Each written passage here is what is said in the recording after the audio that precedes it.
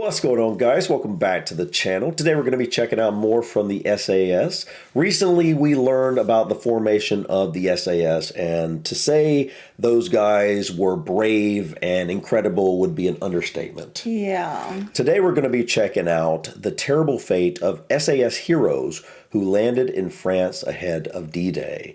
I obviously know nothing of this story, or I believe this is a particular operation that was going down here. But I have no idea what to expect here. So we're not going to ramble on this, guys. We're going to go ahead and just jump in here and learn about the fate of the SAS heroes who landed in France ahead of D-Day. D-Day was never just about the beaches. For the landings to have any chance of success, the Allies knew they had to convince the German High Command the action in Normandy was a diversionary attack, the main thrust to come elsewhere, across the Dover Strait into Calais, for example, the shortest distance from Britain to France. Allied commanders reckon they had only a few days, perhaps a week at best, before the Germans realised they'd been deceived and started to move military reinforcements against the fragile Normandy bridgehead. I just want to mention, isn't that the place they generally do that swim across the channel there? The English Channel? Yeah, isn't that the place where they do that? I think so. I think so, yeah. Consequently, a number of SAS operations were launched into areas well away from northern France to attack logistic lines and slow down the movement of German reserves. One such mission, Operation Bulbasket, although militarily successful, resulted in the capture and murder of 33 SAS soldiers. Wow. Oh my goodness.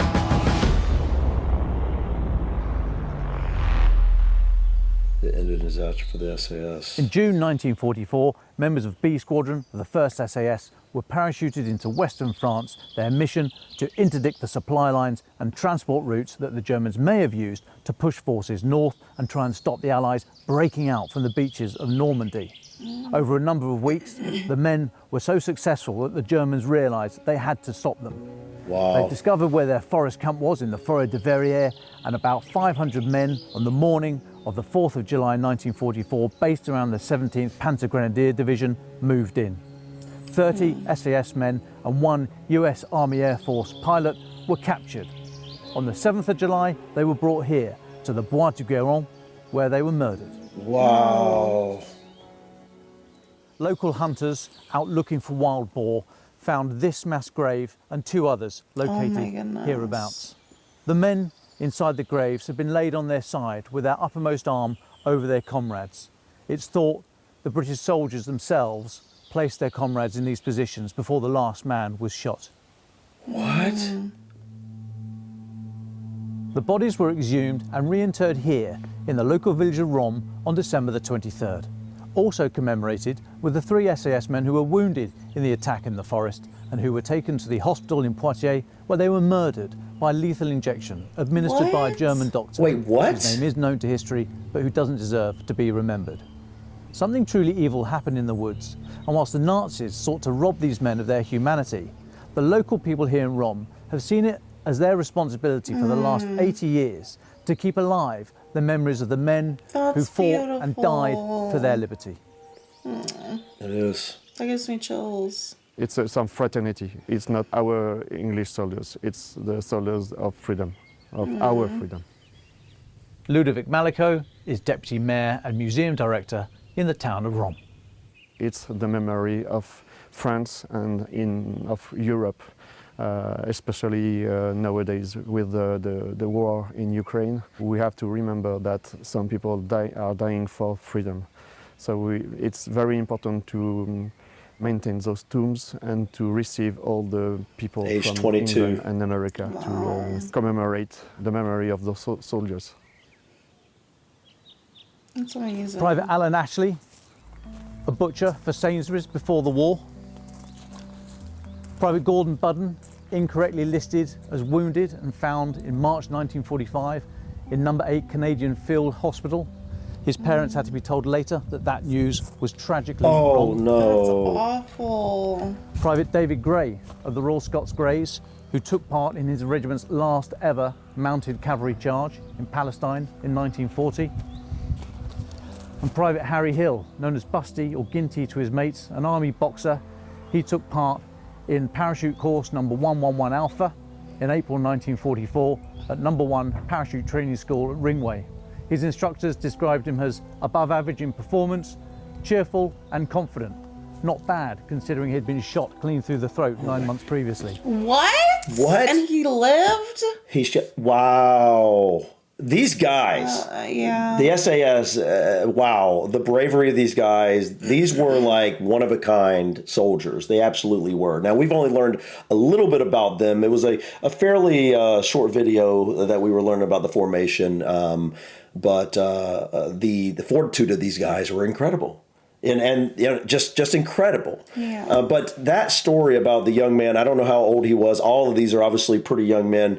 But the idea that your parents think you are alive and then it turns out the information They was have wrong. to- yeah. That would be so hard to Devastating. deal with. Devastating. But so far, this is beautiful. The cemetery here is beautiful. What a great resting place Yeah. What a, for these guys. Yeah, an amazing gesture. yeah, it absolutely is. Lieutenant Lincoln Bundy, a Mustang pilot of the 486th Squadron of the 352nd Fighter Group, United States Army Air Force, had been shot down and was making his way through the Maquis lines to Spain when he was with the SAS men in the forest when they were captured. Wow.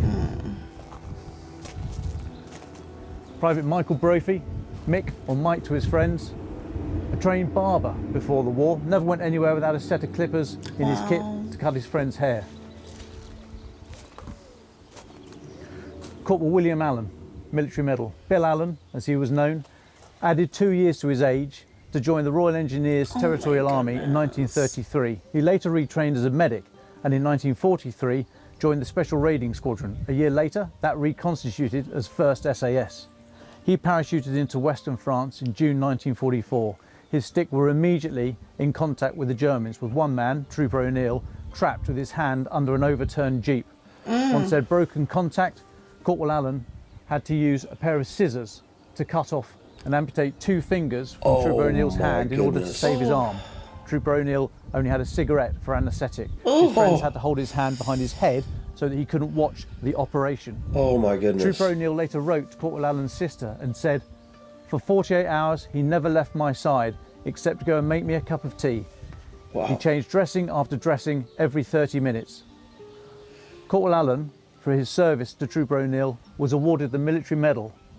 That was presented to his wife and 2-year-old child by the King in Buckingham Palace on the 3rd of December 1946.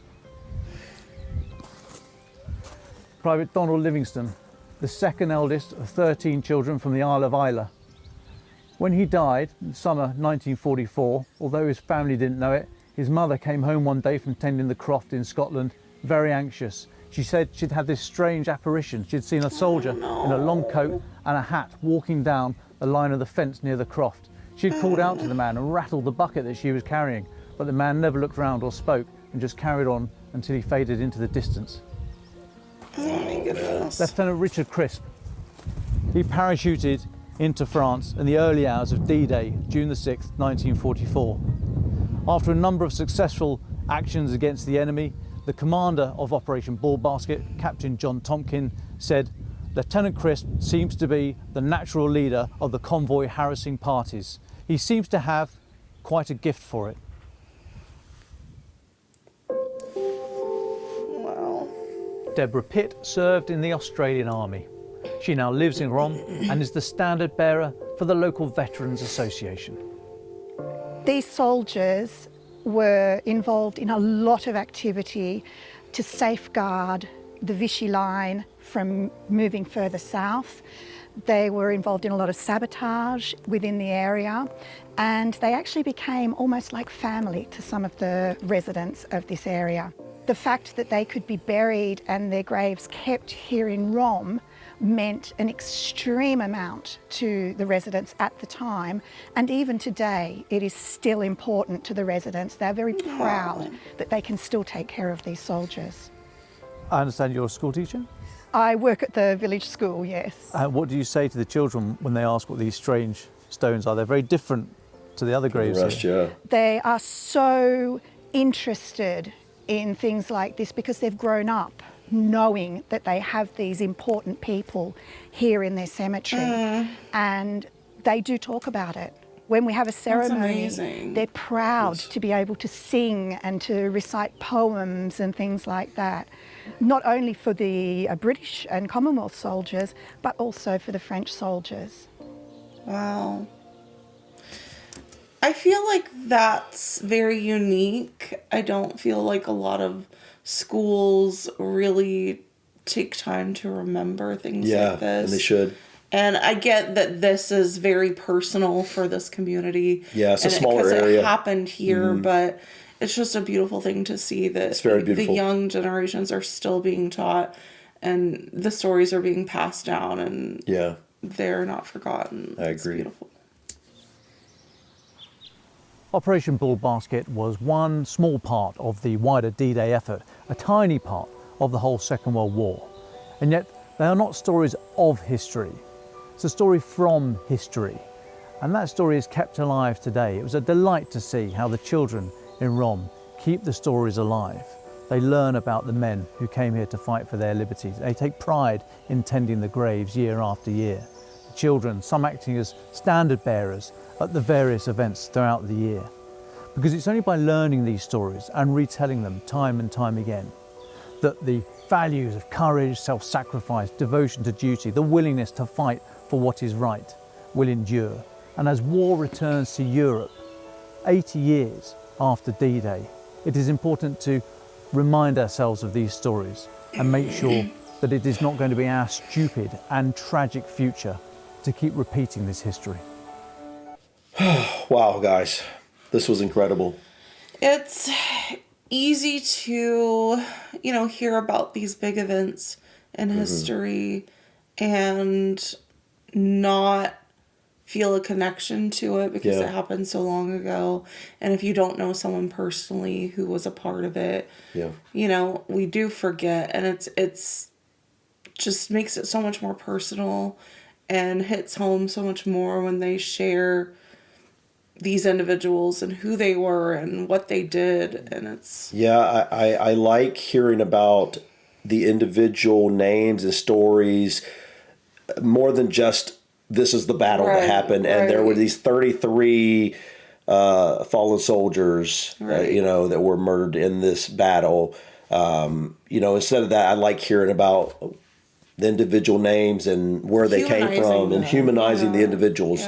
All too often, I think, with these types of large stories, you don't get that. With these large battles that have happened, you don't get that. And so I really enjoy, taking a peek at the history in this way. I mean, it's unfortunate that we have to have these kinds of stories. Yeah. But it makes it a little, like I said, more... like you feel more connected to what happened by knowing who they were. And I must say, I don't know how much you were taught about World War II in general in school. It's something that was touched on, but I don't know, like it wasn't really something that we went real in depth on. Right. It was like, we understood what the general concept was, but we didn't go into individual battles and things that were going on, within the war itself. I can't really remember. Unfortunately, when I was in school, I wasn't interested in history. I didn't care about it. It wasn't important to me. And now that I'm older, it has become much more important. And I wouldn't say it wasn't important to me, but it wasn't on the level of where I really could, when I'm like 14 years old, it's hard to, unless you're really into history, it's hard to like really comprehend what it means on a large scale. And so I think all too often kids, and today included, but also back when I was in school, it's just one of those things, unless you're really into history, you're not paying attention like you may wish you had of when you become an adult. And it doesn't hit home. It doesn't. And now as I've gotten older, the individual stories and what all took place, it it feels real more than I think it did when I was a kid. And that makes sense. I think, for a kid, it's something that is so long ago, it's hard to comprehend that. But I think that's why it's so beautiful that communities like this do involve the young kids. That's beautiful. Yes, I agree. In these ceremonies and memorials, because it does personalize it, and it Very much really embeds it in your soul how important this was. Yeah. And, Very much so. Yeah. But guys, definitely enjoyed looking at this. Would love to continue learning about the SAS, but also just World War II and just military stuff in general. My voice is obviously, unfortunately. And the Battle of Normandy as a whole. Yeah, everything. I was kind of touching on that, but I kind of forgot where I was going with it. But basically, I want to really, really dive into the whole, not only World War II, but World War I, and just all sorts of different wars and military, battles and whatnot, because I have a long way to go to really understand all the intricacies and nuances and all the different battles and like really what took place in depth. Yeah. Like I said, growing up, I only learned, the overview of things, at least from what I can remember. School was a long time ago, so I don't really remember exactly all I was taught, but I know that we didn't go like full on in depth, like, learning about individual battles like this and, some of the individual stories and whatnot. Yeah. But anyways, guys, let us know in the comments what you think we should check out next, whether it's about the SAS or whether it's about the military itself or something about World War II, other battles, whatever it may be. We're up for basically anything in regards to the military type stuff. So I think that's it for today. Thank you so much for stopping by. Please click that like button. Feel free to drop your comments or suggestions about this video or others. And don't forget to subscribe to continue to follow us on our journey. Until next time, peace.